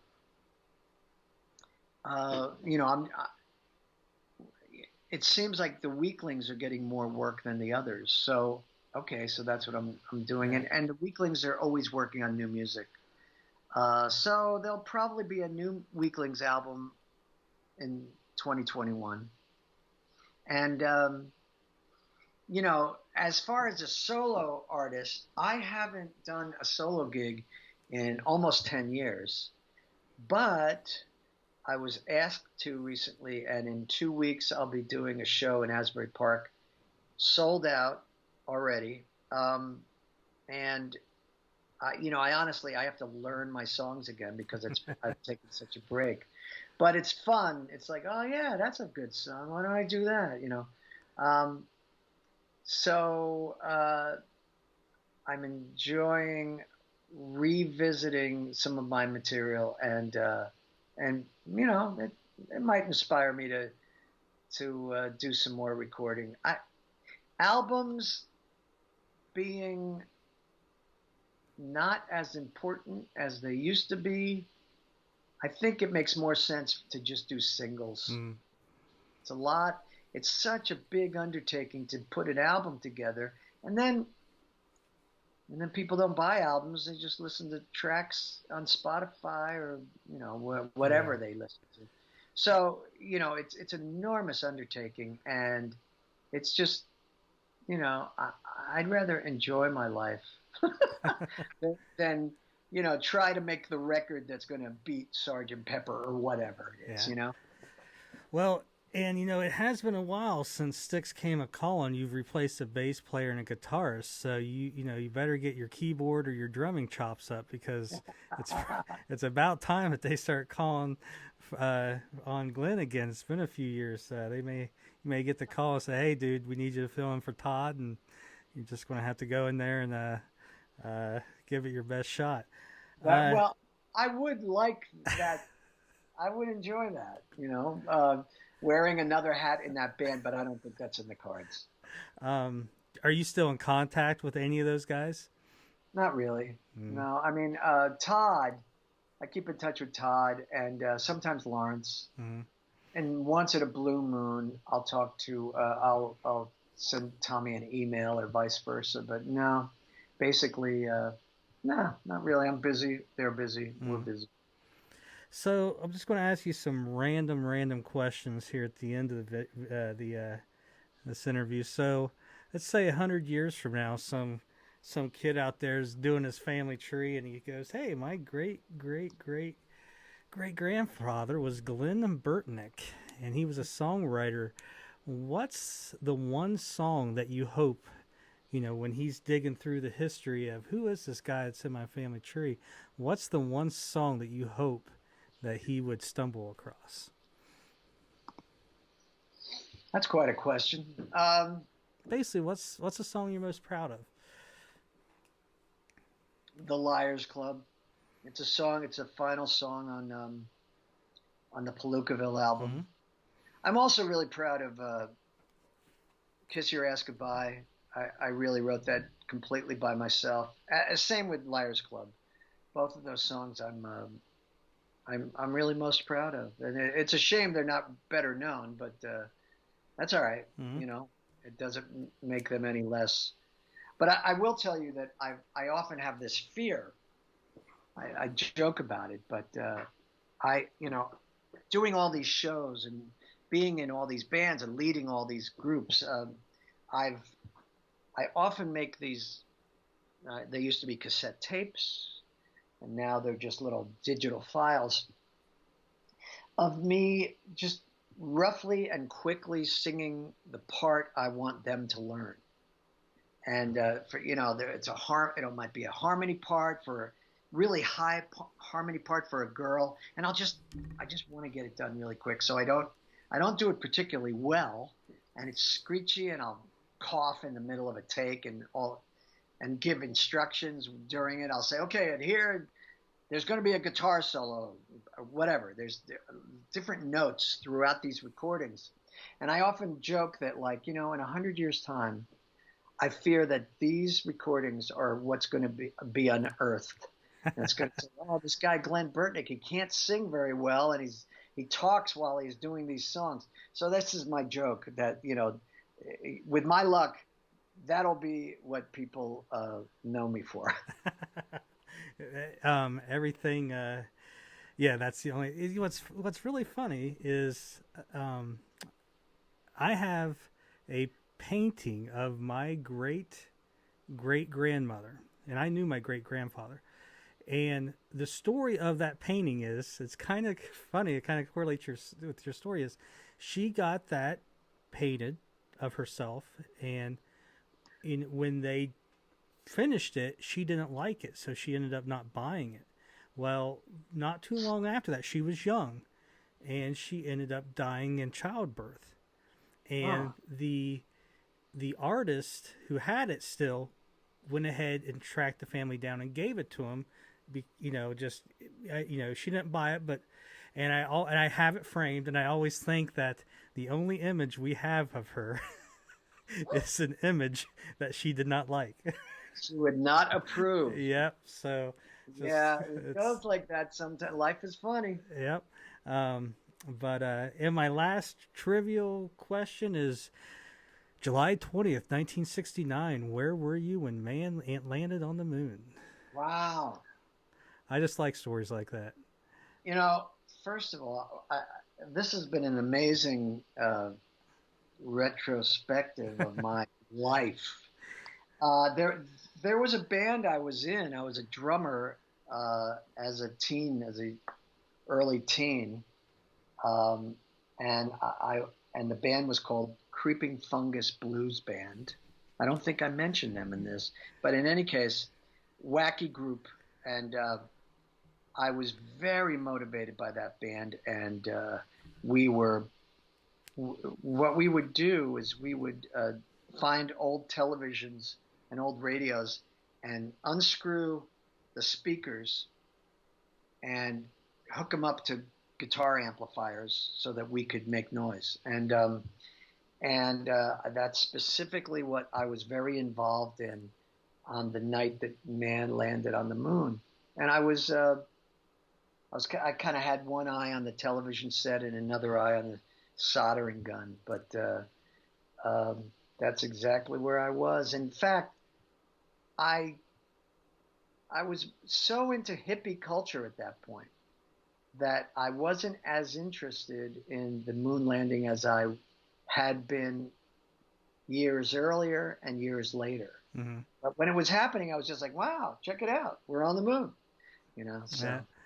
It's just one of those, like I said, I wasn't around then, and I always love hearing everyone's story, because every story is different and unique. And we got Creeping Fungus Blues Band out of that, so that's worth it alone. So, Glenn, I appreciate you coming on.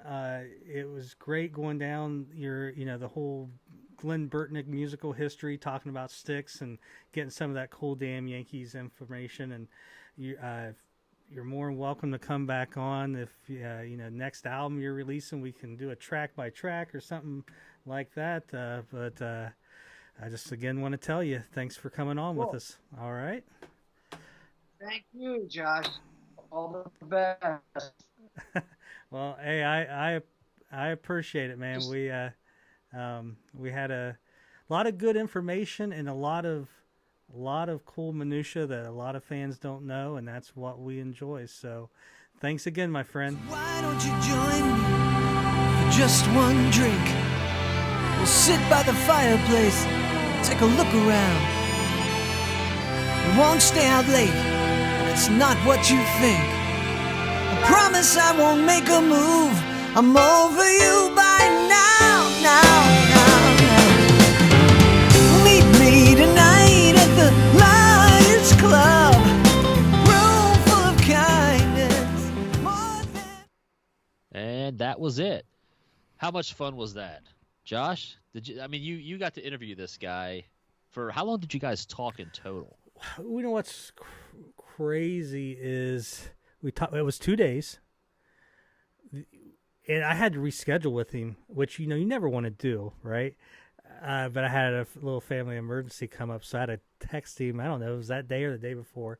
Say, hey man, I got to push it. Can you push it back a day? And he's like, well, I don't know. I had to, it's kind of check with his family and stuff. And then the day of, he's like, yeah, I'm good. So that first episode, which was the first interview, however long it was, I edited a little bit out. We had weather issues, so the our connections were bad. Yeah, I noticed some freezing up in the first episode. So yeah, it was shitty here in Ohio. It was just shitty in New Jersey, but I always picture New Jersey as being shitty. But I was going to say I didn't want to say that, but so anyways, so yeah, we had some stuff edited out. But we talked for we always talk a little bit beforehand and a little bit afterwards after we start recording. So we talked for a few hours, and then we had a good time doing it. He agreed to continue on. And I think we got together, 2 or 3 days later, and we talked for not quite as long, but for another hour and a half or so. And we've been in touch, on Facebook since, just talking about the episode, and I've been sharing the links with him, and we talked about Netflix the other day or something. Yeah. So it's cool, and. You learn all this great stuff. The songs that you're going to be hearing in this episode, when I edit it, will be the song "The Liars Club," which is one of the songs that he said. When I asked him, "Hey, 100 years from now, your great grandkids, hey, our great granddad was a singer." A songwriter, and you hope they discover what one song. Liars Club is a song you're going to be hearing. You heard introducing him and out awesome. Of the interview and going into the credits here. Last week it was Kiss My Ass Goodbye. And I like asking just questions like I should have asked Greg Eckler and David Lauser, and I didn't. And I asked Glenn, and I'm glad I did, where were you when man landed on the moon? Like, I like to hear, and he's like, I was in my own little workshop, building stuff, and I had it on a little TV. It's just, I like hearing the story. I should, ask those other guys those, but it's fun hearing that stuff, and you should definitely get you maybe a 5 questions that you ask everybody, and a little, at least if not the same questions, but like a time frame. Pick a significant moment in time. And, I liked you asked, and I think it was the first episode. You would ask him about, does he remember where he was when he wrote certain songs? Mm-hmm. And I think he really dug that question. And I'll say this, and I've written a couple of songs, and I mean, trust me, I'm nothing, but there's a couple that I've been part of, and it's seared in my mind. I was in a time of my life, and I can tell you exactly where I was when me and my buddy were writing these lines and putting the music to it. And it's got to be the same for these guys because they wrote hits. I wrote a song that 5 people know. Well, and the reason why I asked that was, he's the first professional songwriter. We talked to Joel and Eric, and they write, but not at kind of the level. Well, he's had a number 1 hit. Glenn has, and for as long. And so I kind of wanted to get to the point where it was like, does it ever become? Are you ever so good at it where it becomes a job? And one of the things I left out, which was a good part, but it skipped and everything else, was I asked him about, kind of like that, but being in love. Do you write a love song differently when you're in love as to when you're not in love? Or if you're a professional songwriter, I can, and he kind of said that, I can do both, but you might put a name in there that fits the chorus, and from here on out, the rest of your life, you're singing about a girl named Molly, and you don't know if fucking Molly, but it just fit. That's what I like getting into that was, were you ever so good that you could just write something and it just not mean anything to you, but it could be so personal to other people and nothing to you because it was a job. Yeah. So it was cool hearing him like, yeah, I could probably think about where I was for every single song. And I've had these questions. It's just I didn't think Joel or Eric really would be about the age appropriate for them. And I've asked some, and sometimes I forget. Like I asked them, hey, is there any venue that you really like to play? Yeah. That comes up on the list and stuff. And I got them. And whenever I think of something, I jot it down. One question I'm gonna. Here, I'll give you guys a little sneak peek. Probably something like, hey, you could time travel and tell your 18-year-old self something. What would you what could it be? It could be something profound, or hey, remember you're going to meet this dude named Buddy, and he's going to offer you a management contract. Punch him in the fucking face for it. I would tell an 18-year-old version of me, there's something going to be called Google. Buy as much stock as you can. Yeah. So I know it sounds ridiculous. Buy. But yeah, so hope you guys enjoyed the episode. A lot of great stuff in it. Just another great interview, Josh, and I think like we talked about in the opening, you're doing a really fantastic job and pulling in these people that I think you're introducing with your knowledge of singers and songwriters and musicians and producers and whatever. You're really, I think, introducing people to people and hopefully rediscovering, and people are going, like I just did, I'm going to go track down this guy's music because I was just so enthralled by his interview and wish I had been there. And if you're a hardcore Night Ranger fan, it's fun to hear, hey, we've kind of heard, we hear Jack Blades and Tommy Shaw in the Styx and the Damn Yankees camp. But here is someone who was in the Styx camp who was competing. They may not say they were, but you're not going to rejoin Styx, the band that basically gave you your start, and you're going to go ran off with these yahoos and not come to the reunion like you said you would. And suddenly they got some hit songs coming out, and now Styx has got to compete with that. There's going to be competition. That's the one thing. Even to be a musician at that level, you got to have some ego. Yeah. Okay. Number one, just to be successful. Number two, once you are successful, it's going to feed that ego. Yeah. And it's going to increase it. So you got these egos there, and it's just fun just to get a little bit of those stories of, what's going on with Styx when Damn Yankees is doing so good. Plus, you get cool shit like Glenn's. I think it was the first episode where, I'm up there singing a Tommy Shaw song, and I look down. Yeah. And Tommy Shaw's in the crowd. In the audience. So. But if you enjoy this stuff, we are based on Facebook. Go to, just type in the search engine Night Ranger Fans in Motion. Click like. That will get you to everything we've talked about. If you're then on YouTube, just go and click subscribe. We release episodes every Tuesday.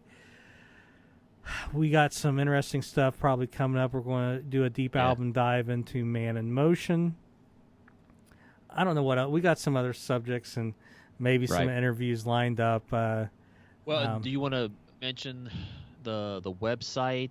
It's coming. It's coming. It'll be here sooner than later. It's taken a little bit longer with everything going on, but eventually you'll be able to go to the website, have all the episodes. And we'll also have a page link where you can just go to a page and choose what form do you want to listen to the podcast on. Do you want it on YouTube, like it has been right now? Do you want it on Spotify, iTunes, Pandora, whatever? I don't know. Right. Any wherever you listen to your podcast. Is Pandora one, or am I making that up? No, that's one. All right. I can't pull it up, but basically you're getting it to a point where if you can't just watch YouTube, you can just listen to it. It'll be more audio or visual. and the website, when it's completed, you'll be able to pick how you want to do it. Subscribe. Correct. Via I listen to Apple Podcasts is one of my We're on choice. it. Yeah. We'll be on. So you can go there and subscribe there, and it's in your feed every time Josh releases a new episode. You'll get it. So that'll be done sooner than later. I don't want to put a date out there because we kind of did that and we missed it. So, but it'll be there, and you'll be able to go back. All the episodes will be there. So yeah, like I said, go to the Facebook page and go to subscribe. Click there and tell your friends. Yeah, just send us messages if there's something you got a question or something you like. Let us know. I mean, we like the kudos and the feedback. If you love the page in the podcast, tell your friends, and if you don't love the page in the podcast, tell your friends. Yeah, we don't care. We'll just take tell it them on. to like it. So, all right. Well, thanks everybody for listening to another great interview from Josh. And I'm Andy. I'm Dr. That's Johnny Josh. Fever. Booger. Bye, everybody. Meet me tonight at the Liars Club. A room full of kindness, more than enough. Everyone's happy, everyone's loved. Meet me tonight at the Liars Club.